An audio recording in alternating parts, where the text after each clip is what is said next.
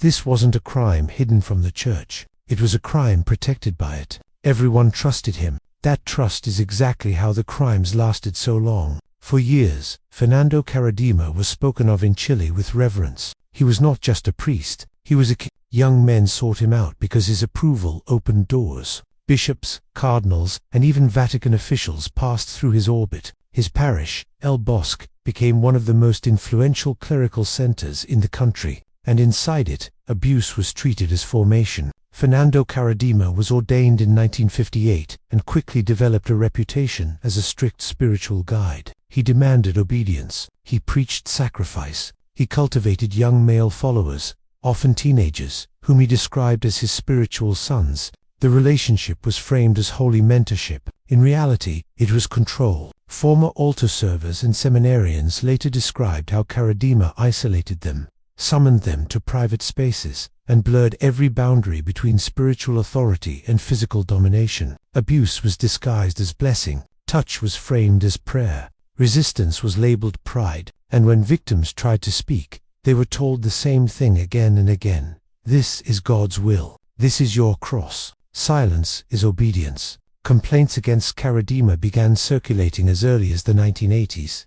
They did not come from outsiders. They came from within the church. Parents raised concerns. Seminarians confided in superiors. Letters were written. Meetings were held. Church officials were informed. The response was systematic. Victims were discredited. Witnesses were ignored. Records were minimized or quietly archived. Karadima's influence made him dangerous to confront. Several of his protégés had already risen into powerful positions within the Chilean church. To accuse him was to accuse the system itself, so the system protected him. In 2003, formal accusations were submitted to church authorities. The Vatican was informed. The Archdiocese of Santiago opened an internal investigation, and then it stalled. Files disappeared. Testimony was dismissed as inconsistent. The investigation was closed without explanation. Karadima continued celebrating Mass. He continued mentoring young men. He continued to be treated as untouchable. For victims, this was not just betrayal, it was confirmation that the church had chosen its hierarchy over their lives. The silence began to crack in 2010, when several survivors went public. They spoke openly to journalists. They named Karadima. They described abuse in graphic detail, and they described decades of institutional cover-up. The reaction was explosive. Chile, a deeply Catholic country, was forced to confront what had been hidden in plain sight. Public pressure mounted. International scrutiny followed. This time, the Vatican could not look away. In 2011, after years of delay, the Holy See found Fernando Karadima guilty of sexual abuse. The ruling acknowledged that he had abused minors and adults, and had manipulated consciences through spiritual authority. But even then, the punishment told its own story. Karadima was not imprisoned. He was sentenced to a life of prayer and penance. A quiet ending, a controlled outcome. He lived the rest of his life under church supervision, shielded from criminal prosecution by statutes of limitation and years of delay. The records that could have sent him to prison had aged out, but the damage did not stop with Karadima. As investigations expanded, it became clear that bishops, who had defended him, had themselves risen to power, some becoming cardinals, others Vatican officials. They had dismissed victims. They had testified in his favor. They had signed off on closed investigations. If you follow real stories where faith and power collide, this channel is for you. The cover-up was no longer theoretical. It was documented. In 2018, Pope Francis publicly acknowledged that the church in Chile had failed catastrophically. He admitted that victims were not listened to and that evidence had been destroyed or withheld. The fallout was historic. Every bishop in Chile offered their resignation. Several were later removed. The church's credibility in the country collapsed almost overnight. Fernando Karadima died in 2021. He died as a convicted abuser in the eyes of the church, but never in a criminal court. For survivors, justice came too late and not far enough. Many had lost decades of their lives to trauma, shame, and disbelief.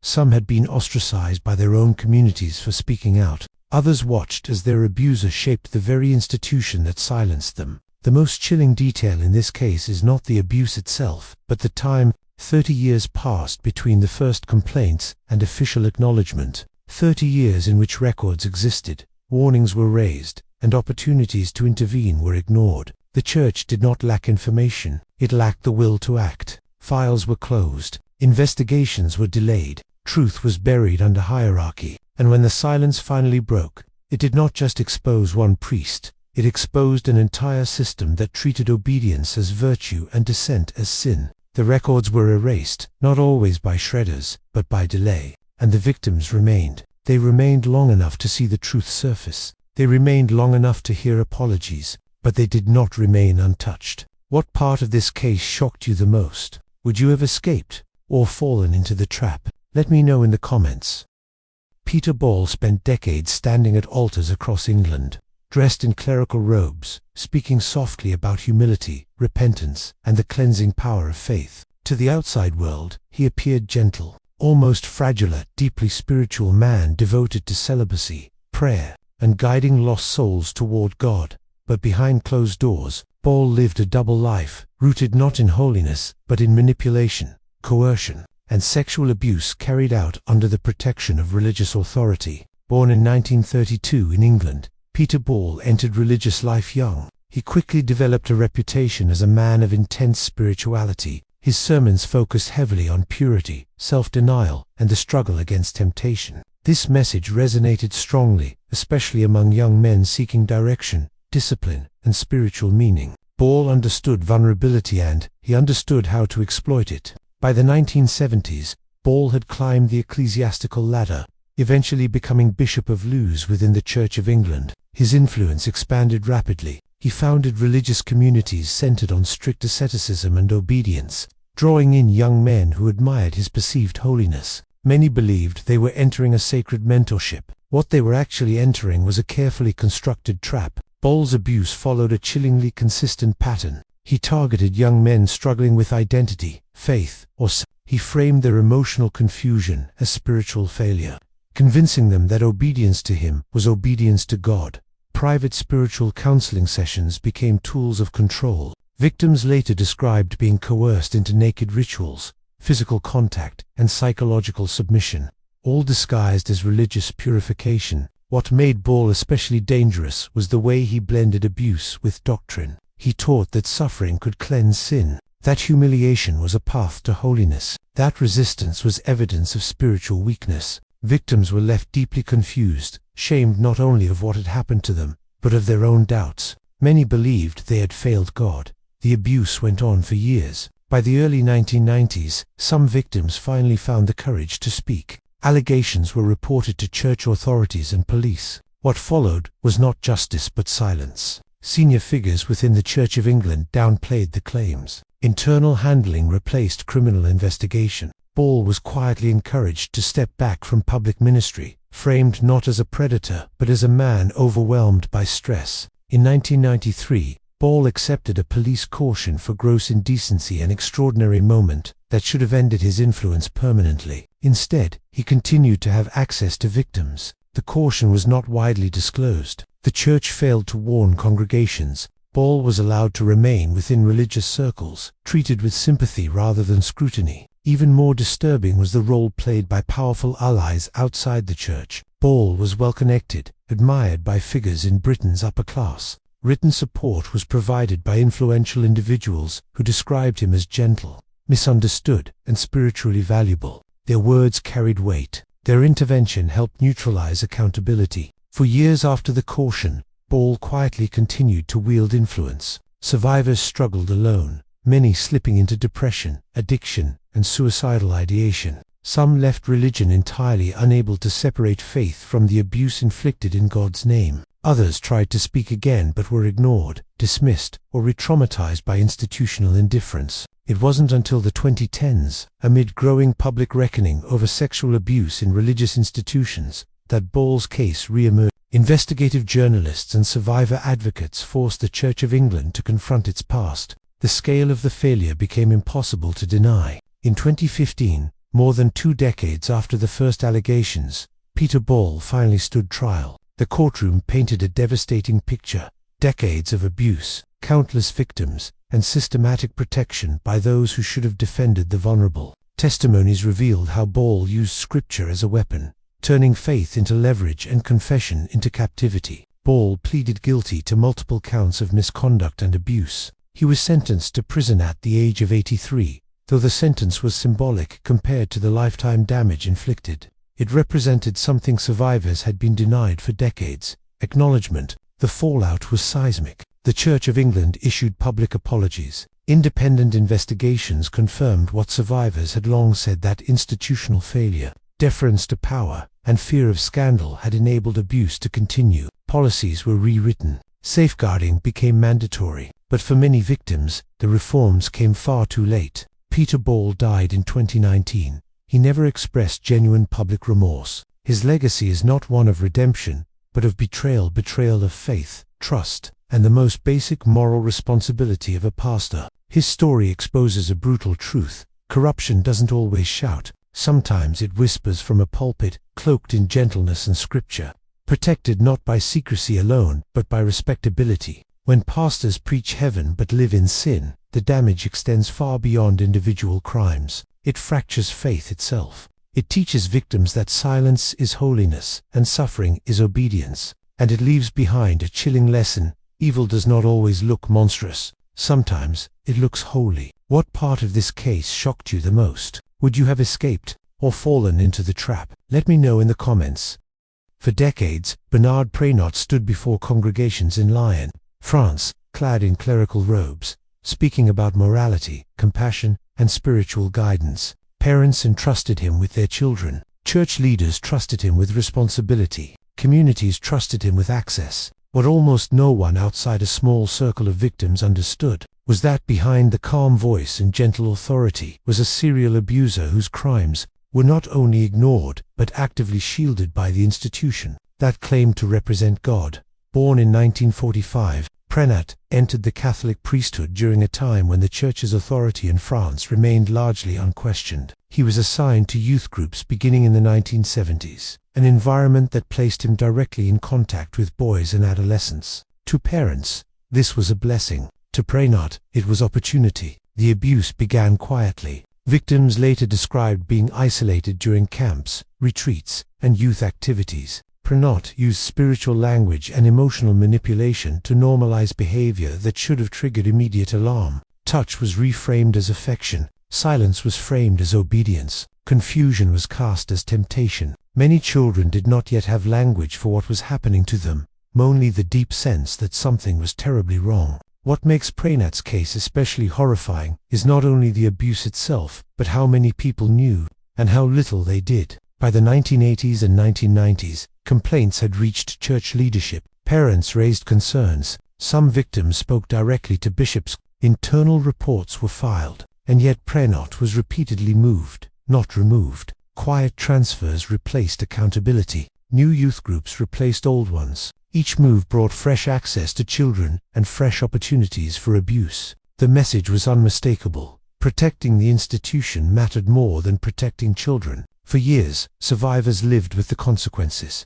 Many suffered depression, addiction, broken relationships, and a profound sense of betrayal, not just by Prénot, but by the church that taught them right from wrong, while allowing wrongdoing to continue. Some walked away from faith entirely. Others held on, burdened by guilt that was never theirs to carry. The truth remained largely buried until the 2010s, when survivors began organizing and speaking collectively, refusing to accept silence any longer.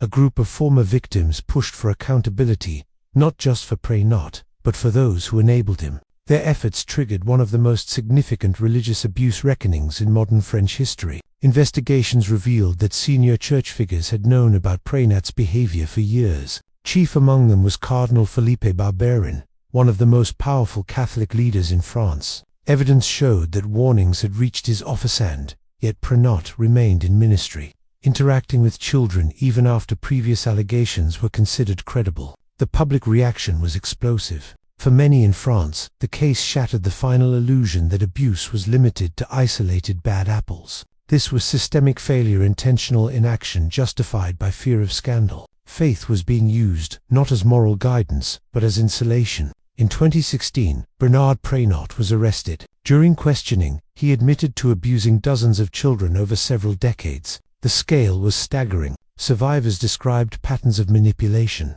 so consistent that investigators could map his behavior across years and locations. This wasn't momentary weakness, it was predation. In 2020, Pernot was convicted and sentenced to prison. For survivors, the verdict was both validation and devastation. Justice had finally arrived, but decades too late. Lives had already been shaped by trauma. Childhoods had already been stolen. The trials did not stop there. Cardinal Barbarin himself was charged with failing to report abuse. Though later acquitted on appeal, the proceedings forced unprecedented scrutiny on church leadership and sparked public outrage over accountability, power, and moral hypocrisy. For the first time in France, the question was not just whether abuse happened, but why it was allowed to continue. The aftermath rippled far beyond Lyon. The French Catholic Church commissioned an independent investigation that ultimately revealed tens of thousands of victims nationwide over decades. The findings confirmed what survivors had long known. Abuse was not accidental, it was structural, and silence wasn't ignorance, it was policy. Bernard Preynat's story exposes a devastating truth about religious authority. When institutions prioritize image over integrity, predators thrive. His sermons about morality were hollow. His teachings about obedience became tools of control, and the Church's failure to act turned faith into a shield for crime. Even now, survivors continue to speak not because the wounds have healed, but because silence nearly killed them. Their courage forced a reckoning that reshaped French society's relationship with religious power. The haunting question left in Preynat's wake is not simply how one man abused his position, but how many others were allowed to do the same, because the institution chose protection over truth. When pastors preach heaven while living in sin, the damage does not end with a conviction. It lives on in broken trust, lost faith, and a legacy of suffering that no sermon can erase. What part of this case shocked you the most? Would you have escaped, or fallen into the trap? Let me know in the comments. To the congregation, he was everything a youth pastor should be: charismatic, approachable, and devoted. James J.P. Miller had a presence that drew both teens and parents alike. He smiled icily, offered guidance in times of doubt, and appeared to understand the struggles of young people more than anyone else. His social media profile showcased a life of mentorship, family events, and inspirational messaging. On stage, he preached compassion, accountability, and the transformative power of faith. Behind closed doors, however, a darker story was unfolding, one that would go unnoticed for years. Shielded by authority, loyalty, and institutional inaction, James Miller grew up in the American Midwest, raised in a devout evangelical family. From an early age, he was known for his charm, leadership ability, and natural ability to connect with children and teens. His upbringing emphasized strict adherence to religious morality, personal discipline, and service to the church. These traits, while seemingly positive, would later become tools for manipulation. After attending seminary and earning his credentials as a youth pastor, Miller quickly rose through the ranks of a prominent modern evangelical church. His ability to communicate with young people, his confidence, empathy, and apparent insight made him invaluable. Parents trusted him instinctively, sending their children to youth retreats, leadership workshops, and counseling sessions under his supervision. The church itself elevated him as a model of spiritual leadership. Testimonials on church websites and social media painted him as a mentor committed to shaping the next generation of Christian leaders.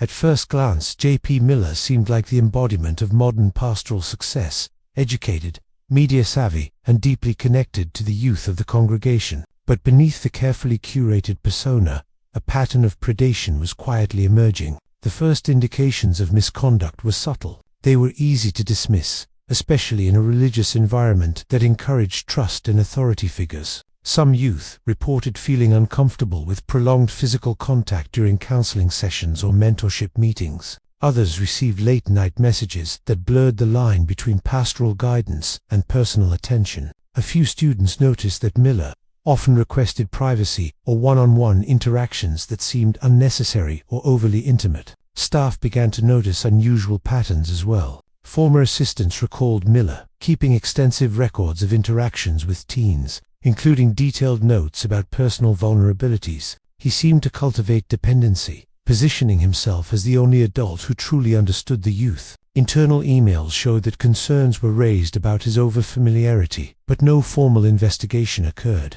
The leadership prioritized loyalty over transparency. Church culture, while outwardly promoting accountability, actually insulated him. Praise from the congregation, coupled with his social media persona, made any complaints seem unlikely to gain traction. Staff who suggested caution were warned not to undermine the mission or the vision of God through internal criticism. Over time, the behavior escalated. Victims later testified that Miller deliberately isolated teenagers under the guise of mentorship or spiritual guidance. He used religious language to justify intimate contact, convincing students that closeness with him was a form of spiritual growth. He often framed requests for secrecy as obedience to God, telling youth that disclosure would harm their faith, betray the church, or disrupt God's work. Abuse took multiple forms. Some victims described inappropriate touching and sexual acts during off-site trips and private counseling sessions. Others reported emotional manipulation, including threats of spiritual condemnation and suggestions that their salvation depended on compliance. Text messages, emails, and private social media communications corroborated patterns of coercion. The calculated nature of the abuse made it nearly impossible for victims to speak out, particularly when institutional structures discouraged transparency. Miller's status within the church amplified the abuse. Parents, staff, and fellow pastors were more likely to trust his word than that of a teenager reporting discomfort. He leveraged that trust to isolate victims, gaslight them, and reinforce the notion that speaking out would be sinful or destructive. By the late 2010s, internal staff had documented at least a dozen incidents suggesting misconduct, yet the church did not report any allegations to law enforcement. Emails and internal memos reveal repeated discussions about risk and reputation, with decisions made to handle matters quietly, internally, and privately. Church leadership's response followed a familiar pattern in institutional abuse cases. Complaints were compartmentalized and archived. Leadership discussed interventions but prioritized protecting the church's image over safeguarding victims. Miller was occasionally reassigned or temporarily removed from youth ministry, only to return later. In one internal memo, staff expressed concern that public exposure could damage the ministry's growth. Another highlighted how Miller's media influence made him untouchable. These documents would later become critical evidence, proving that the abuse was known yet unreported for years. The turning point came in 2020, when multiple survivors independently reported abuse to law enforcement. Authorities quickly uncovered digital evidence, texts, emails, and videos, confirming long-term patterns of sexual and emotional manipulation. Survivors testified to overlapping incidents, locations, and methods, establishing a pattern of systematic abuse. Investigators discovered that the church had intentionally avoided reporting allegations, prioritizing internal handling and reputation management over legal obligations. Emails showed staff debates over how to manage complaints, but no one escalated them outside the institution. Once law enforcement intervened, the extent of Miller's abuse became clear. Over a dozen victims ranging from early teens to young adults came forward, describing manipulation, grooming, and sexual abuse that had occurred over several years. Many reported that the trauma affected their education, mental health, and family relationships. In 2021, J.P. Miller was arrested and charged with multiple counts of sexual abuse, coercion, and exploitation of minors. Court proceedings revealed the depth of institutional complicity. The prosecution presented evidence showing that internal staff had known about the abuse but had failed to act, creating a chain of negligence that allowed the misconduct to continue. During the trial, survivors delivered harrowing testimonies. One described being coerced into silence through spiritual language. Another detailed the way she had been manipulated into believing her abuse was divinely sanctioned. Legal experts noted that the combination of authority, religious influence, and institutional inaction made the abuse uniquely insidious. In 2022, Miller was convicted on several counts of sexual abuse and coercion. He received a prison sentence, marking one of the first modern high-profile cases of a youth pastor in a contemporary evangelical church being held criminally accountable for systematic abuse. The impact on survivors was profound. Many reported lasting psychological trauma, difficulty trusting authority, and estrangement from faith communities. Therapy and survivor networks became essential in helping victims rebuild lives disrupted by manipulation, fear, and coercion. The church issued public apologies and implemented strict safeguarding policies. However, the damage had been done. Policies could prevent future harm, but they could not undo decades of betrayal. Survivors emphasized that the church's internal culture, which prioritized loyalty, reputation, and the appearance of righteousness, had been as harmful as Miller's own actions. Investigative journalism and court filings revealed that the abuse had been institutionally protected rather than hidden. Records existed, but were deliberately unshared with authorities, demonstrating a modern adaptation of an old pattern. Institutions erasing accountability while leaving victims to carry the consequences. The J.P. Miller case highlights a chilling reality of contemporary religious abuse. It does not always occur in secret or behind locked doors. It thrives where authority is unquestioned, loyalty is demanded, and skepticism is discouraged. Institutional systems designed to prevent abuse can instead preserve it when image is valued over safety. The victims remained, carrying trauma, distrust, and questions about faith and morality. They remained even as the church attempted reform. And they remained as evidence of what happens when the pulpit becomes a shield for predation rather than a platform for protection. For modern institutions, the warning is clear. Accountability cannot be outsourced to secrecy. Trust without oversight allows harm to multiply. Reputation without transparency ensures silence. And when leadership fails to act, it is the most vulnerable who bear the cost. In the end, J.P. Miller was brought to justice. But the legacy of his abuse, compounded by decades of institutional complicity, remains with his victims. They are the witnesses to what happens when crimes are facilitated by the very structures meant to prevent them. The pulpit, once a place of safety and guidance, had protected the wrong person for too long, and in that silence, the victims remained. What part of this case shocked you the most? Would you have escaped, or fallen into the trap? Let me know in the comments. Before Jonestown became synonymous with mass death, Jim Jones was a pastor revered by thousands. He preached equality, justice, and salvation, promising his followers a world free from racism, poverty, and cruelty. For those who joined the People's Temple, Jones represented hope, a charismatic figure who combined religious fervor with a vision for social reform. Jones began his ministry in the 1950s in Indianapolis, attracting followers from marginalized communities, African Americans, the poor, and the socially disenfranchised. He spoke passionately against injustice and offered a sense of belonging to those who had been ignored by society. His sermons were persuasive, blending Christian doctrine with socialist ideals, and his reach quickly expanded as he relocated to California in the 1960s. While the public saw a compassionate preacher, the inner workings of the People's Temple were far more disturbing. Jones demanded complete loyalty and obedience, fostering a culture where dissent was treated as betrayal. Members were instructed that outside forces were conspiring against them, reinforcing isolation and dependence on his guidance. The pulpit became a tool of control, not merely instruction. Soon, reports of sexual and emotional exploitation began to surface. Survivors later testified that Jones coerced sexual relations with followers, using spiritual rhetoric to suppress resistance. He promised salvation and threatened spiritual damnation, ensuring that victims remained silent. Emotional manipulation accompanied the sexual abuse, with punishments, public humiliation, and isolation employed to maintain control over the congregation. Internal complaints occasionally reached church leaders and associates, but the insular culture of the People's Temple allowed the abuse to continue unchecked. Jones' charisma and outward morality shielded him from scrutiny, while his rhetoric reframed accusations as attacks on faith. Witnesses who attempted to raise concerns were silenced, ostracized, or threatened. Family members of followers were denied access, and reports to law enforcement were minimal and uncoordinated.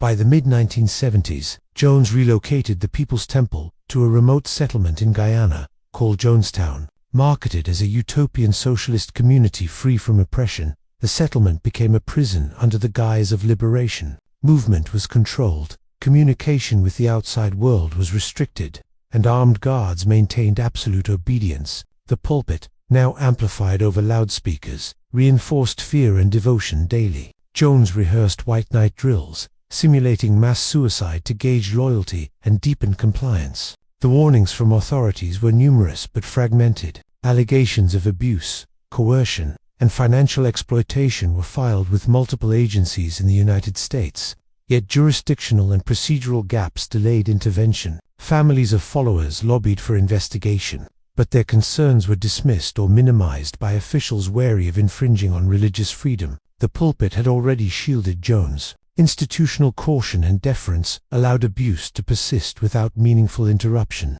On November 18, 1978, the culmination of years of control and manipulation erupted in tragedy. Congressman Leo Ryan traveled to Jonestown to investigate allegations of abuse and coercion. Ryan and several associates were murdered at an airstrip by armed members of the temple. Following this, Jones orchestrated what he called a revolutionary act, forcing more than 900 followers, including over 300 children, to ingest poison. Some were coerced, some injected, all victims of a system built on control, fear, and unquestioned authority. The aftermath revealed decades of failures by institutions, authorities, and the organization itself. While Jones' methods were extreme, they were enabled by patterns recognizable in other cases. Internal complaints ignored, victims silenced, oversight avoided, and reputation prioritized over safety. The pulpits and seminaries that had elevated him provided legitimacy, while societal and governmental institutions hesitated until it was too late.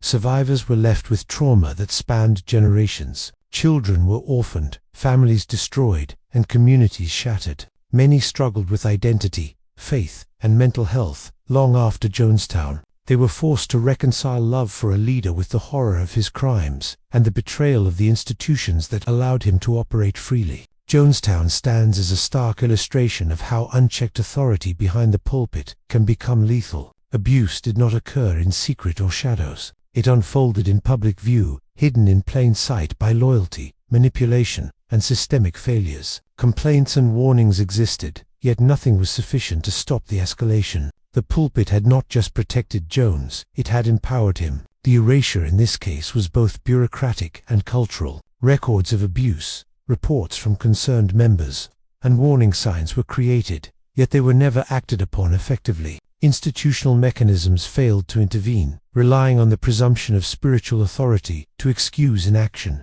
By the time accountability arrived, it was posthumous and incomplete. Jim Jones did not simply commit crimes alone. He thrived within a network of enabling structures, societal deference, and a culture that feared challenging religious authority. He manipulated not only his followers but also the institutions around him, weaponizing trust to devastating effect. The victims remained, carrying trauma, loss, and unanswered questions. Families grieved, children lost to manipulation and coercion. Survivors wrestled with faith and identity. The public confronted horror and disbelief. All the while, the pulpit that had been meant to guide, protect, and comfort had instead become a conduit for harm. Jonestown is a chilling reminder that power without accountability is dangerous, and that authority cloaked in faith can mask manipulation and murder. The case of Jim Jones proves that crimes behind the pulpit are rarely the result of a single individual alone. They are enabled by institutional silence,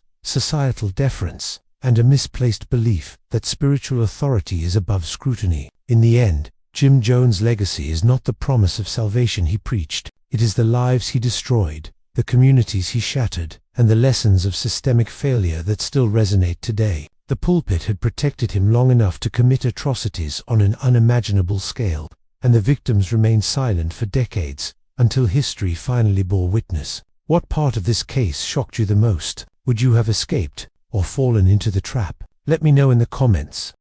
In the mid-2010s, Darren Schaap was a rising figure in a large evangelical church in the United Kingdom. Charismatic, articulate, and media-savvy, Schaap drew hundreds of young adults to his ministry every week. Parents trusted him, church members praised his mentorship, and local media featured him as a role model for youth engagement. To outsiders, he was a model pastor, a man whose spiritual guidance and leadership appeared unassailable. Behind closed doors, however, a very different story was unfolding. Schaap targeted young men in his congregation, often those struggling with family issues, identity crises, or social isolation. He positioned himself as a confidant, counselor, and mentor, using the trappings of faith to cultivate dependence and obedience. Emotional manipulation accompanied the grooming.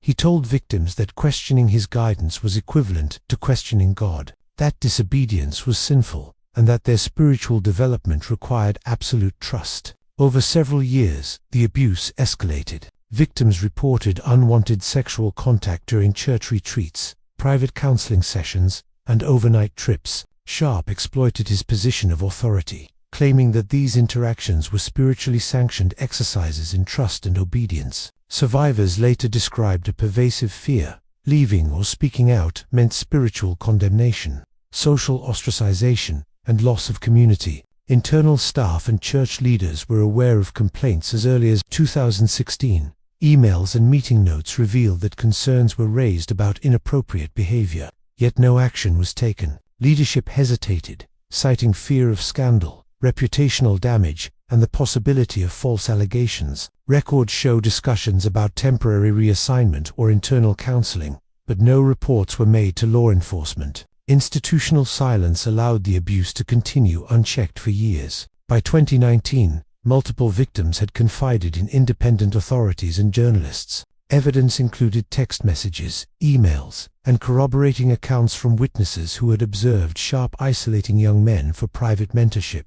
Survivors provided testimony detailing coercion, emotional abuse, and the systematic use of spiritual authority to silence them. Schaap was arrested in early 2020 and charged with multiple counts of sexual assault, exploitation, and abuse of a position of trust. The trial, held in late 2021, revealed extensive institutional complicity. Church staff admitted to knowing about prior allegations but failed to act or report to authorities, allowing the abuse to persist. Survivors described long-term psychological trauma, struggles with trust, and estrangement from religious faith. During proceedings, the court emphasized how spiritual authority can be weaponized, creating coercive environments where victims feel powerless. Experts testified about the unique psychological pressures victims face in faith-based abuse, including fear of divine punishment, spiritual guilt, and community rejection. These factors, combined with institutional silence, made Schaap's crimes both extensive and deeply damaging. Schaap was convicted and sentenced to 18 years in prison. Several church officials faced disciplinary measures and legal scrutiny for failing to report known abuse. The case sparked public outrage in the UK, prompting discussions about safeguarding in religious organizations and the need for independent oversight. Church policies were revised to include mandatory reporting, child protection officers, and transparency measures to prevent future abuse. The Darren Schaap case underscores a modern truth. Abuse behind the pulpit does not require secrecy. It thrives where charisma, authority, and institutional deference intersect. Complaints were ignored, warnings dismissed, and internal records archived to protect reputation rather than victims. The pulpit became a shield, ensuring that the abuse could continue under the guise of mentorship and spiritual guidance. Victims continued to live with the impact of trauma. Some became advocates for survivors of faith-based abuse, calling for systemic change. Others struggled privately, attempting to reconcile faith with betrayal. The erasure of accountability, deliberate, systemic, and institutional, prolonged their suffering. Schaap's conviction brought legal justice, but it cannot erase the years of manipulation, fear, and silence. The pulpit, meant to protect and guide, was weaponized to exploit trust, and once again, the victims remained survivors of a system that prioritized reputation over the lives of those most vulnerable. What part of this case shocked you the most? Would you have escaped or fallen into the trap? Let me know in the comments. Pastor Jack Allen Schaap was once considered one of the most influential religious leaders in the American Midwest. He led First Baptist Church of Hammond, a sprawling fundamentalist megachurch in Indiana, with tens of thousands of members and a reputation for strict doctrine, powerful sermons, and unwavering loyalty from its congregation. For decades, Schaap stood at the center of this world, like an unshakable pillar, charismatic, authoritative, and revered by many who believed he was chosen by God to lead them. But beneath the polished sermons and towering influence was a man whose private actions were the opposite of his public teachings. His story, culminating in one of the most devastating pastoral scandals in U.S. church history, is a chilling reminder of what happens when absolute spiritual power falls into the hands of someone willing to exploit it. Schaap's rise was almost predestined within the independent fundamentalist Baptist movement. He married into the church's royal lineage, wed to the daughter of Pastor Jack Hyles, the longtime leader of First Baptist Church and founder of Hyles Anderson College, the affiliated Bible school. Hiles was a larger-than-life preacher with a fierce reputation and a near cult-like following. His leadership style shaped everything at Hammond: strict, authoritative, and demanding absolute devotion. When Schaap succeeded him as pastor in 2001, it felt to many like a divine continuation of the Hiles legacy. Congregants adored Schaap. His sermons drew thousands every Sunday. His preaching style was emotional and dynamic. He pounded the pulpit, raised his voice at climactic moments, then softened to a whisper when speaking about grace, sacrifice, or redemption. Some found him mesmerizing, others found him intimidating, but almost everyone agreed he was powerful. Under his leadership, First Baptist Church continued functioning almost like its own ecosystem. It operated a school, a college, dozens of ministries, missionary programs, and outreach efforts. Families dedicated their entire lives to the church. Young adults came from around the country to attend Hyles-Anderson College. Many students lived on campus, worked on campus, and followed strict behavioral rules enforced by the administration. And at the very top of this entire structure stood Schaap, pastor with unlimited access to people, resources, and, most dangerously, spiritual authority. For years, rumors circulated within the community that the church's internal structure was too rigid, too secretive, too protective of leadership. But few questioned the system openly. Those who did often faced social pressure, accusations of rebellion, or removal from leadership positions. The church's culture made it almost impossible for anyone to challenge the pastor, and that is precisely why Schaap was able to operate as he did. The chain of events that brought down the pastor began quietly in 2012, when several church members noticed concerning behavior between Schaap and a teenage girl from the congregation. She was only 16 years old. Schaap had been counseling her during a difficult period in her life. At first, this raised no alarms. Pastors often counseled youth, especially in a church as large as First Baptist, but what concerned observers was the frequency of their interactions. Staff members saw Schaap spending unusual amounts of time alone with the girl, taking late-night drives with her, and speaking in hushed tones during events. One staffer later reported that the two seemed too familiar and that Schaap was visibly protective of her. Then came the photograph. A church member saw a picture on the girl's cell phone of Schaap kissing her. The evidence was so explicit that even the tight-knit leadership group around Schaap could no longer look the other way. The photograph was immediately reported to church deacons, who confronted Schaap. Initially, he tried to explain it away as a moment misinterpreted or a sign of emotional support, but within hours, the truth began to unravel. Church leaders contacted legal authorities. The FBI became involved because Schaap had crossed state lines with the girl, transporting her for the purpose of sexual misconduct, a federal crime. Investigators discovered that Schaap had groomed the girl, using his pastoral authority and counseling sessions to gain emotional control over her. He wasn't just a pastor to her, he was a figure she trusted deeply. Prosecutors later argued that Schaap used scripture, religious teachings, and emotional manipulation to break down her defenses. Evidence included text messages, emails, and secret meetings. One message became infamous in the investigation. Schaap had written to the girl, saying she was part of God's plan and that their relationship was heavenly sanctioned. These manipulative statements made the case even more disturbing. He had used faith itself as a tool of violation. Investigators also uncovered that Schaap transported the girl across state lines multiple times, including a trip to Illinois where sexual acts occurred. Those trips formed the basis of the federal charges. When news broke publicly in July 2012, the community surrounding First Baptist Church was devastated. Many were in disbelief. Some defended Schaap initially, saying he must have been framed. Others felt ashamed and betrayed. For years, he had preached against immorality, sin, and sexual misconduct, yet he had committed one of the most serious offenses a pastor can commit, exploiting a minor under his spiritual authority. National media outlets quickly picked up the story. It became a symbol of how religious authority can be twisted into a weapon. Commentators discussed how the church's rigid structure created an environment where leaders were treated as untouchable, making it easier for abuses to occur unchallenged. Church officials cooperated with authorities. They issued statements acknowledging the misconduct and expressing sorrow for the victim and her family. But damage rippled far beyond the girl, through the congregation, through the college, and through the broader fundamentalist community. In September 2012, Schaap pleaded guilty to federal charges of transporting a minor across state lines for the purpose of sexual activity. During the hearing, prosecutors argued that Schaap had brainwashed the girl. They presented messages where Schaap described her as his precious gift and invoked religious imagery to justify their relationship. His defense tried to frame him as overwhelmed, exhausted, or emotionally strained, but federal prosecutors emphasized clear patterns of manipulation, planning, and grooming. In March 2013, Schaap was sentenced to 12 years in federal prison and 5 additional years of supervised release. The moment the judge announced the sentence, many former congregants said it felt like a second blow.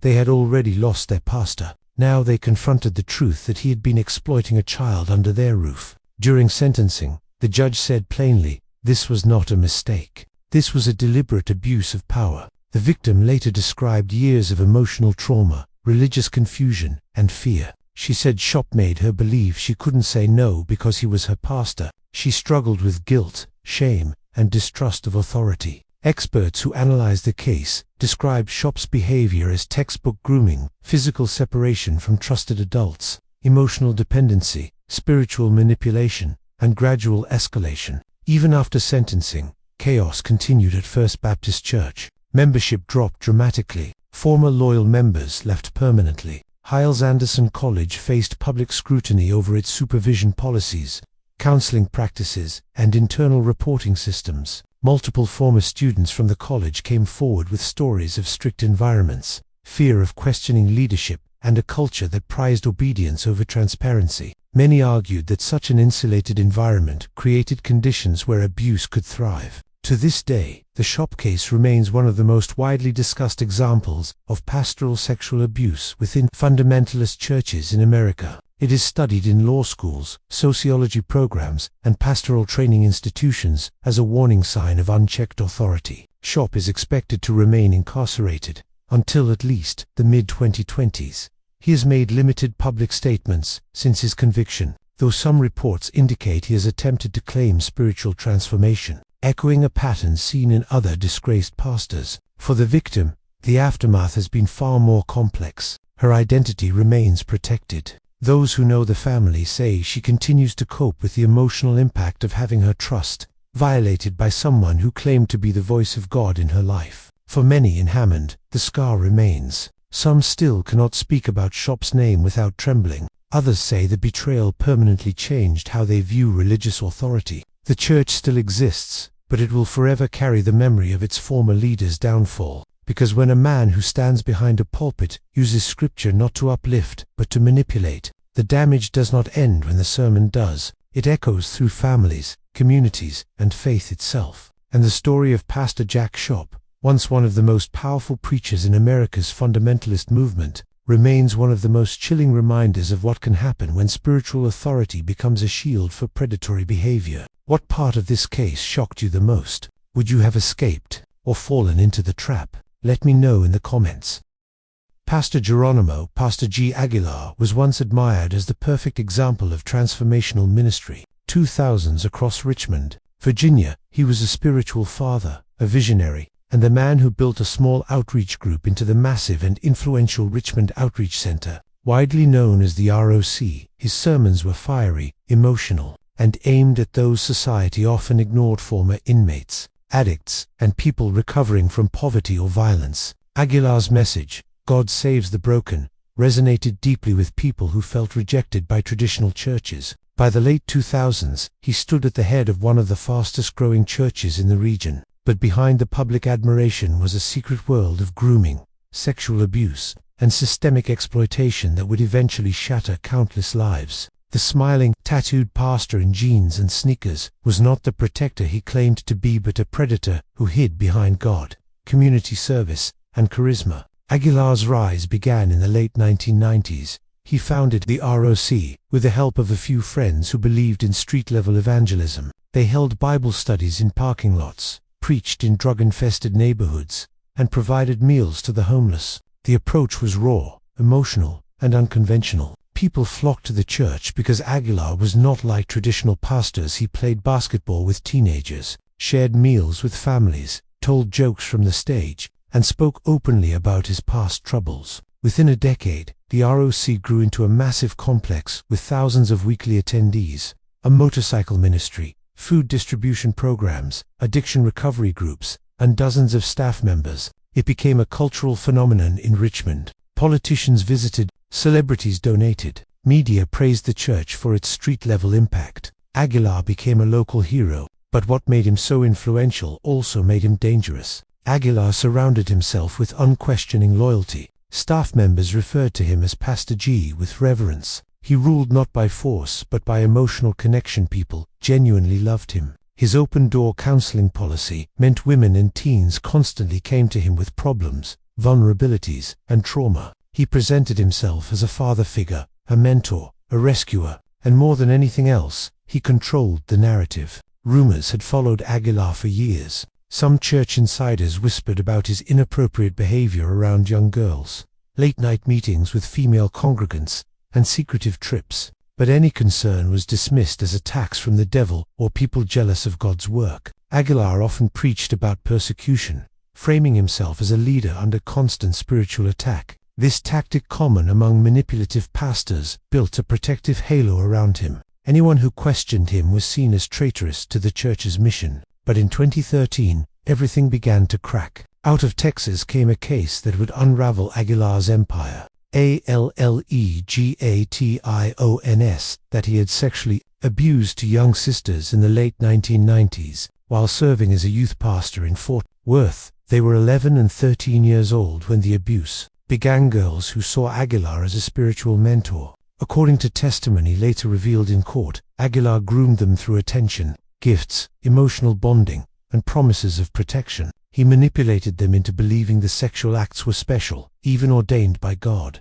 These allegations were not new. Years earlier, the sisters' family had tried to bring charges, but the process stagnated. When Aguilar left Texas, the case seemed to dissolve until new investigators reopened the file. Suddenly, Richmond's beloved pastor was facing extradition to Texas to answer for decades-old crimes. The ROC leadership initially tried to stand behind him, saying the allegations were old, unproven, and part of a spiritual attack. Congregants rallied around Aguilar. Prayer circles formed. Some people protested outside media outlets. Aguilar claimed innocence from the pulpit, saying he was being persecuted for doing God's work. But then, more allegations surfaced. Former members came forward describing Aguilar's inappropriate behavior with teenage girls in Richmond. Staff members admitted they had long been uncomfortable with his tendency to single out vulnerable young women, especially those from troubled homes. According to later reports, Aguilar would provide them with special attention,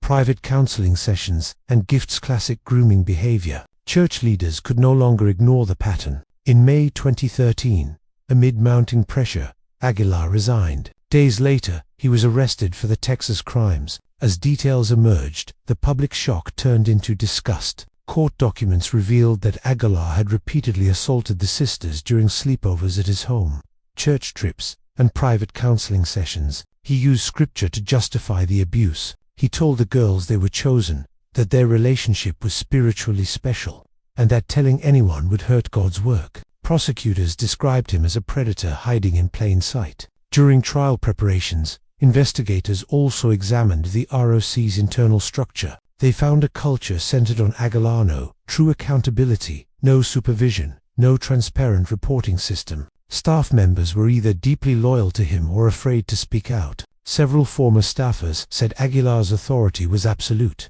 In 2014, after a highly emotional trial, Aguilar was found guilty of multiple counts of aggravated sexual assault of a child. The victims, now adults, testified through tears, describing how Aguilar had stolen their childhood and warped their understanding of God, trust, and self-worth. One of the sisters said during testimony, "He made me believe it was holy. He made me believe it was love." Another said, "He wasn't just my pastor. He was like a father. He told me this was what God wanted." Their words resonated deeply across the courtroom. Even hardened journalists cried. The judge sentenced Aguilar to 40 years in prison, long enough to ensure he would likely never walk free again. The fallout in Richmond was immense. The ROC nearly collapsed. Major donors withdrew. Attendance dropped dramatically. Staff members resigned in waves. The church was forced to restructure entirely. Some programs shut down. Families who had been part of the church for years left permanently. Many congregants said they felt spiritually manipulated, that they had been deceived into defending the very man who preyed on children. Others said they felt ashamed for ever believing him. Some struggled with guilt for defending him publicly before the truth came out. Former staff members revealed even more disturbing details. Some had recognized warning signs, but were unsure how to report concerns without facing retaliation. Others said Aguilar used fear, loyalty pledges, and spiritual language to control the staff culture. One former staffer said, "His charisma blinded everyone. You couldn't see the darkness because he made you feel like he was saving lives." A former congregant said, "He rescued addicts and abused the vulnerable. He knew exactly who to target." In the years since Aguilar's conviction, more former members have come forward describing emotional abuse, strict control tactics, and instances of boundary violations they now recognize as grooming.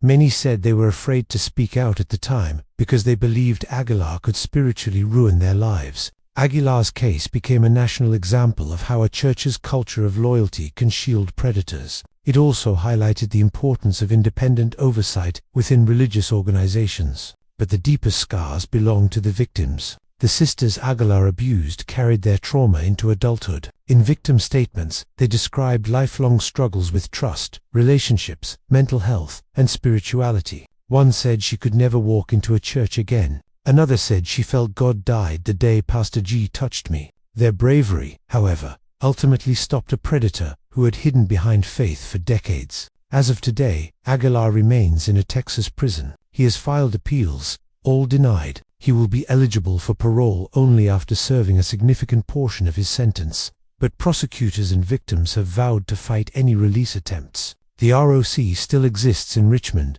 but its reputation never recovered. The campus looks the same, but its history carries a permanent shadow. Many former members say they can never look at pastoral authority the same way again. Because Aguilar did not simply abuse his victims physically, he corrupted their connection to faith itself. He turned the pulpit into a weapon. He turned scripture into a tool of control. He turned trust into opportunity. He turned the title pastor into a disguise. And for that reason, his case remains one of the most haunting examples of pastoral predation in modern American church history. The story of Pastor Geronimo Aguilar is not just a tale of crime, it is a lesson on the devastating consequences of unchecked authority combined with charisma, emotional manipulation, and religious power. A lesson that continues to echo in the halls of the ROC, in the lives of the survivors, and in every church that now wonders how many other predators learned to hide behind the cloth, just as he did. If this episode opened your eyes to the dark reality behind these so-called men of God, then don't let the truth stop here. There are more stories, more victims, more hidden crimes, more cases that were buried under the weight of faith and fear. Subscribe now for deep dive investigations into the pastors who fell from grace, the churches that covered for them, and the victims who were brave enough to speak. Hit like to push these stories into the light. Hit subscribe to make sure you never miss what comes next.